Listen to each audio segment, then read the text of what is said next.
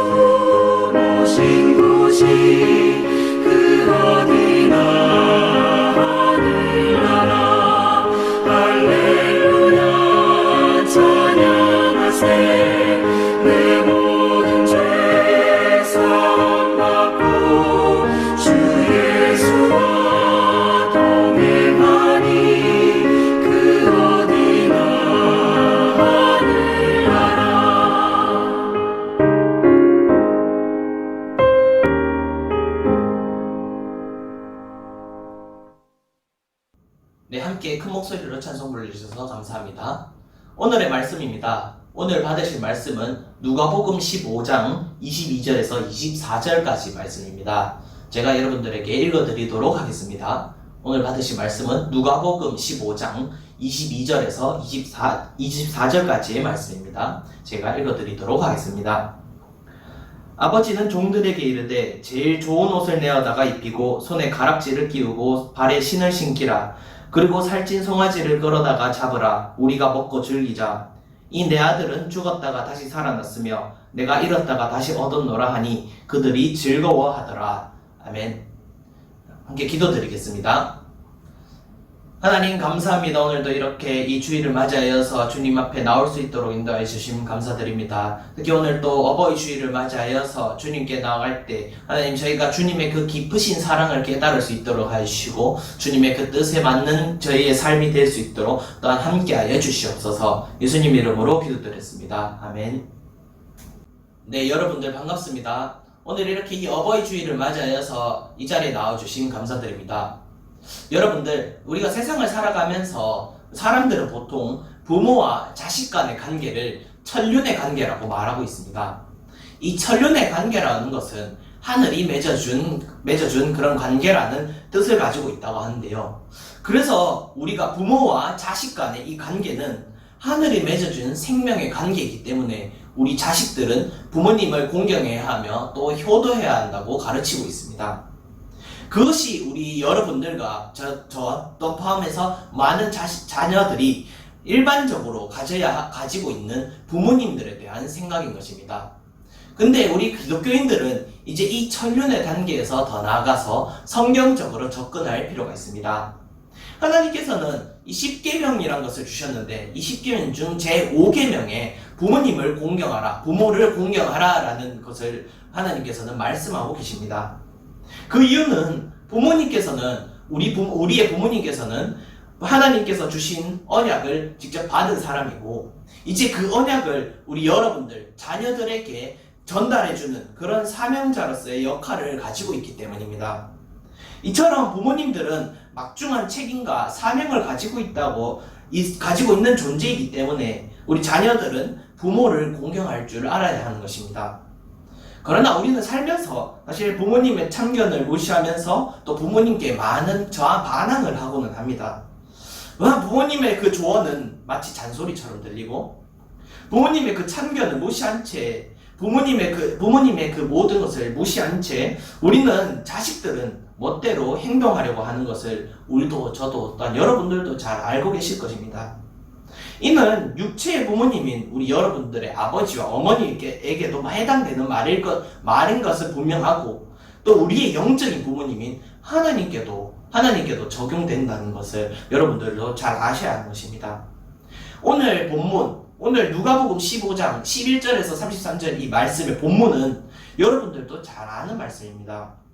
여기서는 두 아들이 등장하고 있는데 한 아들은 집을 나섰다가 다시 돌아오는 크게 고생을 하고 돌아왔고 한 아들은 집 안에 머물러 있으면서 아버지의 일을 도왔던 아들이었습니다. 우리는 이 두 아들을 통해서 우리의 모습, 여러분들의 모습 또한 저의 모습을 되돌아볼 수 있습니다. 그리고 그 아들들을 대하는 이 본문에서 등장하는 아버지의 모습을 통해서 하나님께서 또 우리의 여러분들의 부모님들께서 우리에게 어떻게 대하고 있는지를 잘 알 수 있는 것입니다. 저는 그렇기 때문에 오늘의 이 본문을 가지고 두 아들의 아버지라는 제목으로 여러분들과 말씀을 나눠보고자 합니다. 첫 번째입니다. 오늘 여기에 이 본문에서는 두 아들이 등장하고 있는데 첫째로 집 밖의 아들과 집 안의 아들을 여러분들에게 소개하고 있습니다. 오늘 본문에서는 두 아들을 소개하고 있다고 말씀드렸습니다. 이 두 아들은 서로 다른 행보를 또 보이고 있음을 오늘 본문을 통해서 확인할 수 있는 것이죠. 우리는 이 두 아들, 이 집 밖의 아들과 집 안의 아들로서 이 두 아들을 나누어 볼 수 있습니다. 첫 번째로 집 밖의 아들에 대해서 여러분들에게 소개해드리겠습니다. 이 두 명의 아들 중 둘째는 자신에게 아버지의 재산을 물려달라고 아버지에게 직접 요구하고 있음을 우리가 본문에서 확인할 수 있습니다. 이는 이스라엘 백성에게는 절대 말이 되지 않는 일이고 해서는 안 되는 행동인 것이었습니다. 근데 이 둘째 아들은 이러한 해서는 안 되는 행동을 아버지에게 직접 하였다는 것을 우리는 알아야 되는 것입니다. 당시 이스라엘 백성들에게 부모의 재산이 오는 경우는 단 한 가지였습니다. 바로 그 부모님들이 죽었을 경우에만 유산으로서 그들의 자녀들에게 그 유산이 돌아왔다는 것이었습니다. 그러나 현재 오늘의 본문에서 둘째 아들은 지금 아버지가 멀쩡히 살아있는데도 불구하고 자신에게 유산을 물려줄 것을 그 눈앞에서 당당하게 요구하고 있음을 우리는 볼 수 있습니다. 오늘 본문 12절에 보니까 아버지여 재산 중에서 내게 돌아올 본깃을 내게 주소서라고 말하고 있습니다. 이는 참으로 몹쓸 짓이 아닐 수 없습니다. 멀쩡히 살아있는 이 부모님을 죽은 사람으로 취급할 이 짓은 마치 폐륜의 끝을 달리고 있다고 해도 과언이 아닐 것입니다. 아버지는 그 아들의 요구를 결국 들어주었습니다. 아들은 신속하게 그 유산들을 모두 정리하여서 아버지가 보이지 않는 저 원국의 타국을 향해서 그냥 달려가 버렸다는 것을 우리는 볼 수 있습니다. 이 본문을 통해서 볼 수 있습니다. 결국 둘째 아들은 이 허랑방탕한 생활을 하면서 결국 가진 돈을 모두 탕진해버렸고 거짓골을 면치 못하게 되었습니다. 그는 결국 돼지가 먹는 찌꺼기, 돼지가 먹다 남은 그 찌꺼기를 먹게 되는 그런 삶을 살면서 그 생명을 연장해 나갔던 것이었습니다. 마침내 이 둘째 아들은 자신의 잘못을 뉘우치고 다시 아버지께로 돌아가게 된 것이 오늘 본문에서 소개해주고 있는 이 둘째 아들, 바로 집 밖의 아들이었던 것이었습니다. 두 번째로 집 안의 아들에 대해서 소개해드리겠습니다. 다음으로 만날 집 안의 아들, 두 아들 중 첫째 아들은 동생이 돌아왔는데도 그 먼 곳에서 고생을 하고 정말 피폐해져서 돌아온 이 둘째 동생이 돌아왔는데도 전혀 달가워하지 않는 모습을 오늘 또한 본문에서 확인할 수 있습니다. 오늘 본문 30절에 이렇게 적혀 있습니다. 아버지의 살림을 창녀들과 함께 삼켜버린 이 아들이 돌아오매 이를 위하여 살찐 송아지를 잡으셨나이다 라고 말하고 이 첫째 아들은 말하고 있습니다. 첫째 아들에게 있어서 동생은 참으로 눈의 가시였지 않나 라고 생각해 볼 수 있는 것 같습니다. 동생이 돌아온 것만 해도 다행으로 여겨야 할 판에 동생이 돌아와서 기쁨으로 잔치를 열었던 아버지에게 거세게 항의를 하고 있는 것이 오늘 첫째 아들의 모습인 것입니다. 큰 아들에게는 동생과 마찬가지로 심각한 문제가 있었던 것이었습니다. 그것은 너무나도 차가운 마음을 가지고 있었다는 것이죠. 앞서 말씀드렸듯이 둘째 아들은 아버지에게 굉장히 큰 폐륜을 저지르고 말았습니다. 그런데 이런 상황일 때 형은 대체 무엇을 했는지 오늘 본문에서는 도저히 찾아볼 수 없습니다. 분명히 형은 동생이 이런 행동을 하는 것에 분명히 말릴 수 있었고 분명히 이것을 뜯어 고치고자 하는 노력을 보일 수 있었음에도 불구하고 그 첫째 아들, 집 안의 아들은 동생이 그렇게 엇나가는 길에 있음에도 불구하고 전혀 말리지도 않고 아무 말도 행하지 않았다는 것을 오늘 본문에서 확인할 수 있는 것이죠. 형은 동생을 구할 마음이 전혀 없었다는 것이었습니다. 아버지의 마음을 헤아리지도 못했을 뿐더러 동생을 하찮게 여겼던 존재가 바로 오늘 본문에서 등장한 첫째 아들, 바로 집 안의 아들이었던 것이었습니다. 이 두 아들의 모습은 어쩌면 우리가 하나님을 대하는 모습과 우리가 또 우리의 부모님을 대하는 모습일지도 모를 일인 것 같습니다. 우리는 현재 전혀 하나님의 마음을 헤아리지 못하고 있으며 오히려 하나님께 상처를 주고 있는 것을 상처를 주고 있는 모습이 바로 우리의 모습, 여러분의 모습 또한 저의 모습일지도 모를 일입니다. 하나님의 말씀을 지키며 살아가는 것을 하나님께서는 우리에게 부탁을 하셨지만 그러나 우리는 단지 우리의 욕심 때문에, 우리의 육체의 즐거움 때문에, 또 세상의 눈치 때문에 하나님보다 더 세상의 것을 따르고 살지는 않았나 하는 모습이 바로 우리가 생각해 보아야 하는 것입니다. 끝끝내 우리는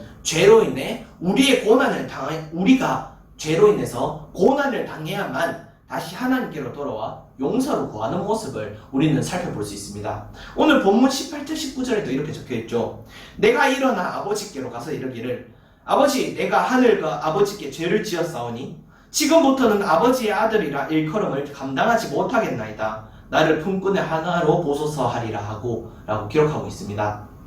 마치 이처럼 우리는 고난에 부딪히고 또 아픔을 느껴야만 하나님께서 얼마나 우리를 사랑하고 계셨던가라는 것을 우리는 확인하고 알 수 있는 존재라는 것이죠.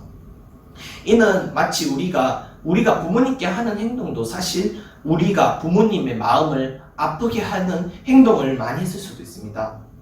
부모님의 뜻대로만 움직일 수는 없는 게 당연하지만 그런 노력조차도 하지 않으면서 부모님의 말씀은 무시해버리고 부모님이 없이도 잘 살 수 있는 것처럼 행동하는 우리는 어쩌면 세상의 악함에 너무나도 물들어버리고 말았던 것은 아닐까라고 생각해 볼 수 있을 것입니다. 이제는 우리는 다시 우리 영적인 부모님이신 우리 하나님과 우리를 낳아주신 우리 부모님의 품 안에 돌아가서 더욱 헌신할 필요가 있는 것인 것을 여러분들도 잘 아셔야 할 것입니다. 근데 오늘 본문에서는 이러한 두 아들의 존재 외에 두 아들 외에도 또 한 명의 사람이 존재하고 있는 것을 우리는 본문을 통해서 확인할 수 있습니다. 두 번째로 오늘 본문에서 소개해주고 있는 사람은 바로 두 아들의 아버지를 소개해주고 있다는 것을 우리는 확인할 수 있습니다. 이렇듯이 두 아들은 아버지의 마음을 완전히 뒤집어 놓았다고 해도 과언이 아닐 것입니다. 두 아들에게 있어서 아버지는 마치 별 볼 일 없어 보이는 많은 어른들 중 하나였을지도 모를 일입니다. 이는 오늘 본문에서 아버지에게 하고 있는 행동만 보더라도 아들들이 아버지에게 하고 있는 이 행동만 보더라도 충분히 예상이 가능할 정도입니다. 이처럼 두 아들은 아버지의 마음을 찢어 놓았다는 것입니다. 그렇다면 그러한 두 아들을 두었던 이 아버지는 과연 두 아들을 포기해버리고 두 아들을 나 몰라라 했을까요? 전혀 아니라는 것이죠. 결론적으로 말씀드리자면 두 아들의 아버지는 아들들을 결코 버리지 않았습니다. 오히려 그는 두 아들들에게 사랑이란 대체 무엇인지를, 자신이 가지고 있는 그들을 향한 사랑이 대체 무엇인지를 알려주고 있다는 것을 우리는 확인할 수 있는 것입니다. 둘째 아들은 자신의 잘못을 뉘우치고 다시 아버지에게로 나아가고자 했습니다. 그래서 그는 아버지를 만나면 앞서 보았던 18절과 19절의 말씀처럼 이 말을 아버지에게 해야겠다고 마음을 먹었습니다. 그리고 그는 마침내 아버지의 집으로 돌아가서 아버지를 만나 이 말을 하기 시작했습니다. 그런데 아버지의 반응이 매우 놀랍다는 것을 우리가 확인할 수 있습니다. 본문 20절에서 24절까지 말씀을 보니까 아버지는 종들에게 이르되 제일 좋은 옷을 내어다가 입히고 손에 가락지를 끼우고 발에 신을 신기라. 그리고 살찐 송아지를 끌어다가 잡으라. 우리가 먹고 즐기자. 이 내 아들은 죽었다가 다시 살아났으며 내가 잃었다가 다시 얻었노라 하니 그들이 즐거워하더라 라고 기록하고 있습니다. 아버지는 둘째 아들이 돌아왔을 때 그는 결코 그 둘째 아들을 모른 채 하지 않았다는 것입니다. 오히려 그는 아버지에게 아직까지도 환영받을 만한, 이 둘째 아들은 아버지에게 아직까지도 환영받을 만한 인물이었다는 것입니다. 20절에도 보니까 아직도 거리가 먼데 아버지가 그를 보고 측은히 여겨 달려가 목을 안고 입을 맞추니 라고 기록하고 있는 것을 우리가 볼 수 있습니다.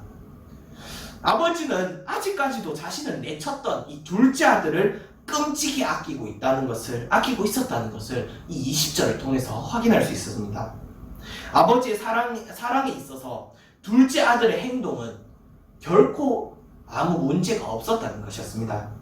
오히려 그는 이것을 기회 삼아서 둘째 아들에게 자신이, 아버지로서의 자신이, 또 사람으로서의 자신이, 모든 것으로서 자신이 둘째 아들을 얼마나 사랑하고 있는가를 오히려 둘째 아들에게 표현함으로써 또 둘째 아들에게 자신의 사랑을 각인시켜 주었을 뿐만 아니라 둘째 아들이 자신의 실패를 딛고 다시 일어날 수 있는 그 기반을 마련해 주었다는 것이 바로 아버지의 모습이었던 것입니다.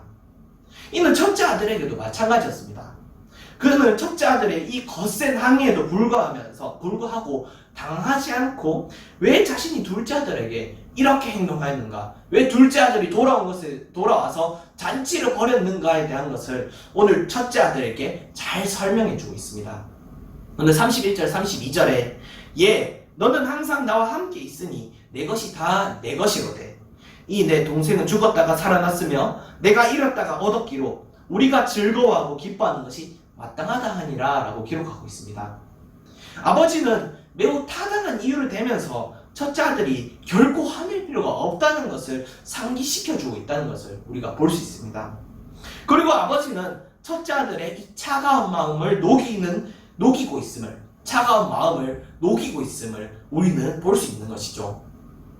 그는 자신의 동생을 하찮게 여기는 마음을 돌려서 동생을 소중히 보도록 하였고, 또한 첫째 아들의 자존심 또한 세워서 더 이상 분쟁이 일어나지 않도록 하고 있음을 알 수 있는 것입니다. 우리를 향한 하나님과 부모님의 이 사랑 또한 이와 같은 이 두 아들을 둔 이 아버지와 같은 사랑을 우리에게 보여주고 있다는 것을 여러분들도 아시길 바랍니다. 앞서 말씀드렸듯이 먼저 우리는 하나님께 영적인 죄를 지었습니다. 하나님의 뜻에 따라 살지 않는, 그러니까 예배를 소홀히 하고 말씀을 소홀히 하는, 세상의 쾌락만을 쫓아 살고 있는 우리의 모습, 여러분들의 모습, 또 저의 모습, 또 우리의 세상 속에 있는 우리의 모습을 잘 볼 수 있는 것입니다. 그러나 하나님께서는 이러한 우리의 모습을 보시고도 결코 우리를 버리지 않으신다는 사실을 여러분들도 아시길 바랍니다.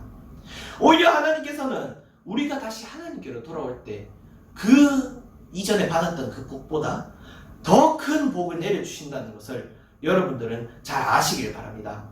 오히려 하나님께서는 우리가 오히려 하나님께로 돌아올 때 가장 기뻐하신다는 사실을 여러분들은 잘 아셔야 하는 것입니다.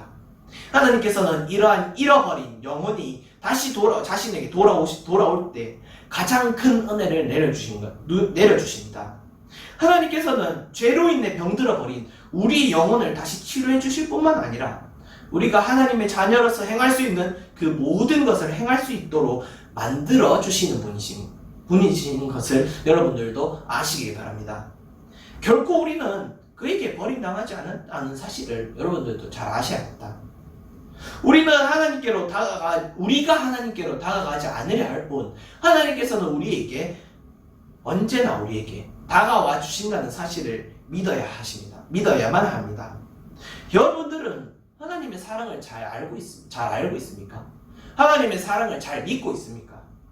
오늘 어버이 주일을 맞이하여서 하나님의 사랑을 더욱 느낄 수 있는 우리 중고등부 학생 여러분들이 되기를 주님의 이름으로 소망합니다. 이만 말씀을 맺도록 하겠습니다.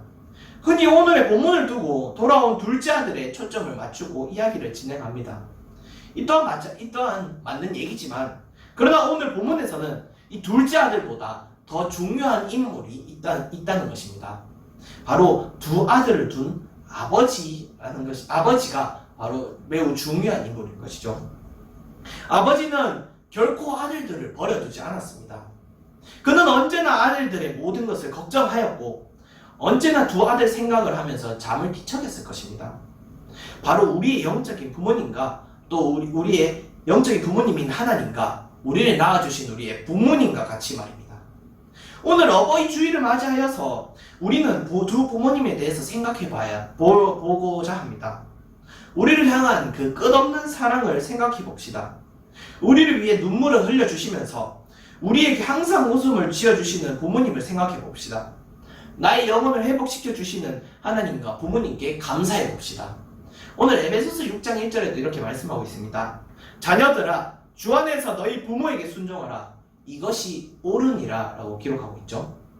이 말씀처럼 부모님을 섬기는 일이 옳은 일인 것을 생각하면서 내가 받은 사랑을 다시 베풀 수 있는 우리 중고등학생 여러분들이 되기를 주님의 이름으로 소망합니다. 기도드리겠습니다. 하나님 감사합니다. 오늘도 이렇게 이 예배를 통하여서 주님께 더욱더 나아가게 해주심, 또 저희의 믿음이 더욱더 굳건하게 해주심 감사드립니다.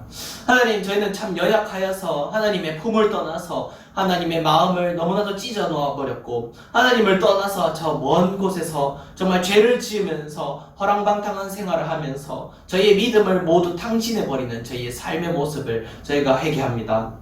하나님, 그러나 저희의 이러한 모습까지도 하나님께서는 저희를 걱정해 주셨고 저희가 돌아옴에 더욱더 기뻐해 주시는 그 하나님의 모습을 더욱더 생각하면서 다시 한 번 더 하나님께로 나아가며 하나님의 그 뜻에 맞는 저희가 될 수 있도록 하여 주시옵소서. 하나님, 이 어버이 주일을 맞이하여서 하나님께서 베풀어 주신 사랑을 다시 한 번 더 생각하며 하나님께서 베풀어 주신 그 은혜를 생각하면서 이 한 주간 또 앞으로의 모든 시간이 주님의 사랑으로 가득할 수 있도록, 주님의 뜻에 맞는 저희의 삶이 될 수 있도록 주님께서 함께하여 주시옵소서. 예수님의 이름으로 기도드렸습니다. 아멘. 주기도문으로 예배 마치도록 하겠습니다. 하늘에 계신 우리 아버지여, 이름이 거룩히 여김을 받으시오며 나라의 마옵시며 뜻이 하늘에서 이루어진 것 같이 땅에서도 이루어지이다. 오늘날 우리에게 일용할 양식을 주옵시고 우리가 우리에게 죄 지은 자를 사하여 준 것 같이 우리 죄를 사하여 주옵시고 우리를 시험에 들게 하지 마옵시고 다만 악에서 구하옵소서. 대개 나라와 권세와 영광의 아버지께 영원히 있사옵나이다. 아멘. 네, 마지막으로 광고 있겠습니다. 광고입니다. 현재 코로나 바이러스가 기승을 부리고 있습니다. 우리 학생 여러분들은 외출 시에는 꼭 마스크를 써주시고 외출 후 또 외출 전과 외출 후까지 전부 손을 깨끗이 씻어주시면 감사하겠습니다. 학생 여러분들은 건강에 각별히 유의해 주시면 감사하겠습니다. 주일 오전 11시 예배에 함께 참석하여서 학생 여러분들의 신앙을 굳게 지키셨으면 좋겠습니다. 함께 예배에 나오셔서 예배를 통하여서 더욱더 믿음이 굳건해지셨으면 좋겠습니다. 마지막으로 2020년 우리의 다짐을 함께 읽어보도록 하겠습니다. 2020년 우리의 다짐입니다. 엘틴으로 부끄럽지 않은 삶을 삽시다. 예배에 최선을 다하는, 미션을 빠뜨리지 않는, 잃어버린 영혼들을 사랑하는 엘틴이 됩시다. 네, 이상으로 예배를 마치도록 하겠습니다. 감사합니다.